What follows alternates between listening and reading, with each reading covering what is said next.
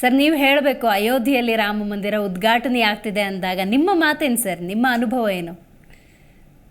Madam, ಇದು ಒಬ್ಬರ ಅನುಭವ ಅಲ್ಲ, ಎಲ್ಲ ಹಿಂದೂಗಳಿಗೂ ಒಂದು ದೊಡ್ಡ ಶಕ್ತಿ ಅಂತ ಹೇಳಬೇಕು.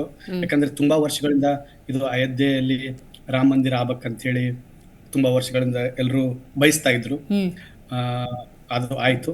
ಬಟ್ ಅದು ಬೇರೆ, ಅದು ಪರಿವರ್ತನೆ ಆಗಿ ರಾಜಕೀಯಕ್ಕೆ ಹೋಗ್ತಾ ಇದೆ. ಬಟ್ ಎಲ್ಲರೂ ಹಿಂದೂ ಅಂದ್ಮೇಲೆ ಈಗ ಹೊರದೇಶದಲ್ಲಿ ಇರ್ಬೋದು, ಎಲ್ಲರೂ ಇರ್ಬೋದು. ನಾವು ಇಲ್ಲಿ ನಾಳೆ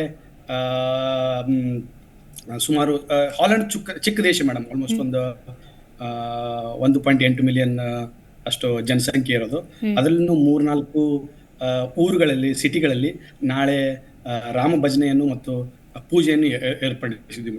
ಎಲ್ಲ ಭಾರತೀಯರು ಬಂದು ಜಾಯಿನ್ ಆಗ್ಬೇಕಂತ ಹೇಳಿ ರಿಕ್ವೆಸ್ಟ್ ಮಾಡ್ಕೊಂಡಿದ್ವಿ. ಬಟ್ ಎಲ್ಲರೂ ಅದೇ ರೀತಿಯಾಗಿ ಸಹಕಾರನೂ ಕೊಡ್ತಾ ಇದ್ದಾರೆ. ಖಂಡಿತ ಸರ್. ಈಗ ವಿದೇಶದಲ್ಲಿದ್ದಾಗ ಅಲ್ಲಿರುವಂತಹ ಭಾರತೀಯರೆಲ್ಲ ಒಟ್ಟಾಗಿ ಏನಾದರೂ ಮಾಡೋಣ, ಈಗ ಕನ್ನಡಿಗರಿದ್ರೆ ಕನ್ನಡ ರಾಜ್ಯೋತ್ಸವನೋ, ಎಲ್ಲರೂ ಭಾರತೀಯರು ಅಂದಾಗ ಗಣರಾಜ್ಯೋತ್ಸವನೋ, ಸ್ವಾತಂತ್ರ್ಯ ದಿನಾಚರಣೆನೋ ಮಾಡೋಣ ಅಂದಾಗ ಅಲ್ಲಿ ಹೇಗಿರುತ್ತೆ ಸರ್, ಪ್ರತಿಕ್ರಿಯೆ ಹೆಂಗಿರುತ್ತೆ? ಇಲ್ಲಿ ಹೇಳಿದ್ನಲ್ಲ ಮೇಡಮ್, ಈಗ ಗಣರಾಜ್ಯೋತ್ಸವ ಮತ್ತು ಸ್ವಾತಂತ್ರ್ಯೋತ್ಸವ ಬಂದಾಗ ಎಲ್ಲರೂ ಭಾರತೀಯರು ಕೂಡ ಆಚರಿಸ್ತೀವಿ. ಮತ್ತು ನಾವು ಇಲ್ಲಿ ನಿಯಮಗಳನ್ನ ಪಾಲಿಸಬೇಕಾಗುತ್ತೆ ಮೇಡಮ್. ಯಾವುದೇ ಒಂದು ನಾವು ಏನಾದರೂ ಒಂದು ಧ್ವಜ ಹಾರಿಸ್ಬೇಕಾದ್ರೆ, ಏನಾದ್ರು ಒಂದು ಕಾರ್ಯಕ್ರಮಗಳನ್ನ ಮಾಡಿದ್ರೆ ಇಲ್ಲಿಯ ಲೋಕಲ್ ಮುನ್ಸಿಪಾಲಿಟಿಗಳಿಂದ ಪರ್ಮಿಷನ್ ತಗೊಂಡು ನಾವು ಆಚರಿಸ್ಬೇಕಾಗುತ್ತೆ. ಬಟ್ ತುಂಬಾ ಜನರು ಆಸಕ್ತಿಯಿಂದ ಬರ್ತಾರೆ. ಯಾಕಂದ್ರೆ ಅವರು ತಮ್ಮ ದೇಶವನ್ನು, ತಮ್ಮ ಜನರನ್ನ ತುಂಬಾ ದೂರದಿಂದ ಬಿಟ್ಟು ಬರ್ತಿದ್ದಾರೆ. ಇಲ್ಲಿ ಬಂದ್ಮೇಲೆ ಎಲ್ಲರೂ ಒಂದು ಕೂಡುವಂತ ಒಗ್ಗಟ್ಟಿಗೆ ಆಗುತ್ತೆ ಮೇಡಮ್. ಯಾಕಂದ್ರೆ ಡೈಲಿ ರೂಟೀನ್ ನಲ್ಲಿ ಯಾರು ಕೂಡುವಂತ ಆಗುದಿಲ್ಲ. ಅದಕ್ಕೆ ನಮ್ಮ ದೇಶ ಮತ್ತು ನಮ್ಮ ರಾಜ್ಯ ಅಂತ ಬಂದಾಗ ಎಲ್ಲರೂ ಒಂದು ಒಗ್ಗೂಟಾಗಿ ಬರ್ತಾರೆ ಮೇಡಮ್. ಎಸ್ಪೆಷಲಿ ಹೇಳ್ಬೇಕಂತಂದ್ರೆ ಈ ಕನ್ನಡ ರಾಜ್ಯೋತ್ಸವಕ್ಕೆ ಮಾತಾಡಿದ್ವಿ ನಾವು. ಇಲ್ಲಿ ಕನ್ನಡ ರಾಜ್ಯೋತ್ಸವ ಪ್ರತಿ ವರ್ಷ ಕನ್ನಡ ರಾಜ್ಯೋತ್ಸವ ಮಾಡ್ತೀವಿ. ಸುಮಾರು 500ಕ್ಕಿಂತ ಹೆಚ್ಚು ಜನರ ಕನ್ನಡಿಗರು ಕೂಡಿಸ್ತೀವಿ ಮೇಡಮ್. ಆಲ್ಮೋಸ್ಟ್ ಒಂದು ಚಿಕ್ಕ ದೇಶ ಆದ್ರೂ ಒಂದು 5,000-8,000 ಜನ ಕನ್ನಡಿಗರಿದ್ದೀವಿ ಇಲ್ಲಿ. ಓಕೆ, ಎಲ್ಲರೂ ತುಂಬಾ ವಿಜೃಂಭಣೆಯಿಂದ ಕನ್ನಡ ರಾಜ್ಯೋತ್ಸವನ ಆಚರಿಸ್ತೀವಿ. ಮತ್ತು ಎಲ್ಲರೂ ಅದೇ ರೀತಿಯಾಗಿ ವಿವಿಧ ಪ್ರಾಂತ್ಯಗಳ, ಈಗ ಮಹಾರಾಷ್ಟ್ರ ಏನಿರ್ಬೇಕು, ಅವ್ರದ್ದು ಒಂದು ಹಬ್ಬ ಇರ್ಬೋದು, ಬೇರೆ ನಾರ್ತ್ ಇಂಡಿಯನ್ಸ್ ಅದ ಅವರು ಒಂದು ಹಬ್ಬ, ಎಲ್ಲರೂ ವಿಜೃಂಭಣೆಯಿಂದ ಆಚರಿಸಿರ್ತೀವಿ. Super sir, super. Raghu Desai ಅವರೇ, ನೀವು ತಿಳಿಸ್ಬೇಕು, ಅಯೋಧ್ಯೆ ಅಂದಾಗ ಅಯೋಧ್ಯೆ ಮತ್ತು ಕರ್ನಾಟಕದ ನಂಟಿನ ಬಗ್ಗೆ ಎಷ್ಟು ಮಾತಾಡಿದ್ರು ಕಮ್ಮಿನೇ.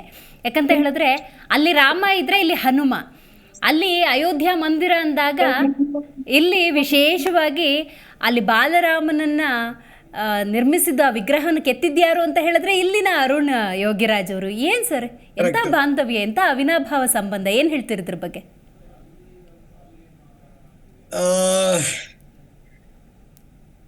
ಇದು ಒಂದು ರೀತಿಯಿಂದ ಹೇಳ್ಬೇಕಂದ್ರೆ ನಮ್ದು ಅಯೋಧ್ಯೆಯಿಂದ ನೀವು ರಾಮಾಯಣದಲ್ಲೂ ಕೂಡ ಎಷ್ಟೊಂದು ಇವನ್ ವನವಾಸಕ್ಕೆ ಹೊರಟ ಜಾಗ, ಅಲ್ಲಿಂದ ಹೊರಟಿಂದ ಸೊ ಸಾಕಷ್ಟು ಕಡೆ ರಾಮಾಯಣದಲ್ಲೂ ಕೂಡ ನಮ್ಮ ಕರ್ನಾಟಕದ ಉಲ್ಲೇಖನ ಇದ್ದೇ ಇದೆ. ಸಾಕಷ್ಟು ಜಾಗಗಳಲ್ಲಿ ರಾಮ ನಿಂತ್ಕೊಂಡು ಅಲ್ಲಿಂದ ಮುಂದೆ ಹೊರದಂತ ಸಾಕಷ್ಟು ಉಲ್ಲೇಖನಗಳಿದೆ. ಸೊ ನಮ್ದು ಯಾವಾಗ್ಲೂ ಅಯೋಧ್ಯೆಗೆ ಮೊದ್ಲಿಂದನೂ ಕೂಡ ಈ ರಾಮನ ಬಗ್ಗೆ ಒಂದು ನಂಟು ಇದ್ದೇ ಇದೆ ಅಂತ ಹೇಳ್ಬೋದು. ಹೌದು, ಬಿಟ್ರೆ ಬೇರೆ ಏನೋ ತೋರಿಸ್ತಾ ಇಲ್ಲ ಅಲ್ವಾ ಸರ್? ಸೂಪರ್. ಪ್ರತಿಕ್ಷಣದ ಸುದ್ದಿಗಾಗಿ Zee Kannada news app download ಮಾಡಿ. Live TV, latest updates, entertainment, lifestyle, technology ಸುದ್ದಿ ನಿಮ್ಮ ಅಂಗೈಯಲ್ಲಿ.